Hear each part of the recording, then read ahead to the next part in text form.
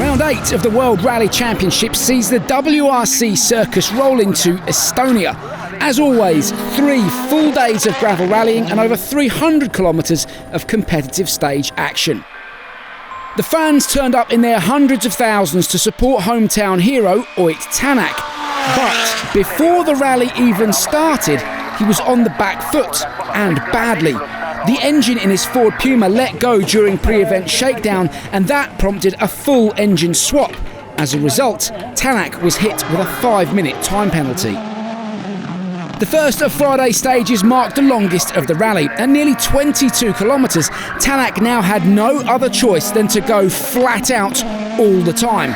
Quickest through, but with the 5-minute deficit, he remained down in 36th overall. To be honest, the mood is not the greatest this morning as well, but well, yeah, if there's nothing to lose, then just pin it. So yeah, let's see how far we get. Instead, Thierry Neuville found himself at the top of the timesheets. While others struggled with road cleaning, the Belgian found a rhythm to sit 3.2 seconds clear of Kalle Rovanperä. Yeah, lines are a little bit appearing, but yeah, it's not an easy stage to kick off, to be honest, and there's more to come. It wasn't a great stage, it wasn't bad either, but there's more to come. Drama in the sister Hyundai though. Lappi lost all hybrid power after this heavy landing, and the Finn, who was third overall, would have to struggle through the remainder of the morning without hybrid. I jumped too much in the beginning and the hybrid went off, so... but my mistake fully, I just jumped too much. Kalle Rovanperä, despite road cleaning, was doing a solid job to keep Neuville in his sights. The Toyota star was second overall, just 3.9 seconds off the lead after stage 3, with teammate Elfyn Evans third, just 4 seconds further back.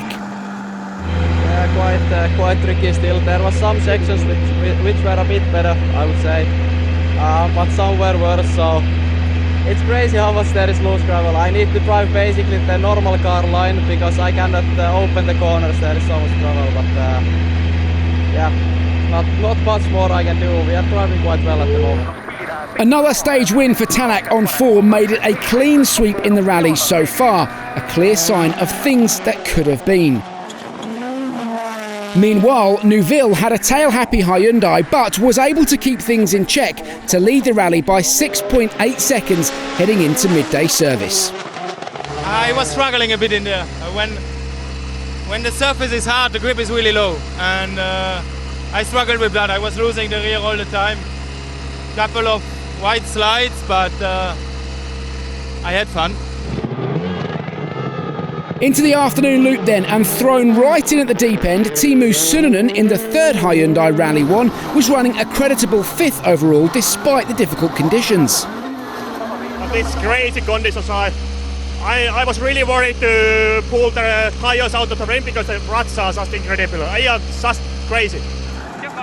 Up at the front, and Rovanperä opened the taps on that Toyota Yaris. By the end of stage 6, he had reeled in Neuville to take the rally lead by 2.3 seconds. The line was quite soft. I think it feels that you're going really slow because it's really soft and heavy for the car, but I don't know. Should be the same for everybody, I hope. Meanwhile, Lappi, now with full hybrid power again, was putting the pressure on Elfyn Evans. A massive push through stage 7 saw him take third place and hang on overnight by 1.9 seconds. The car is working really nicely.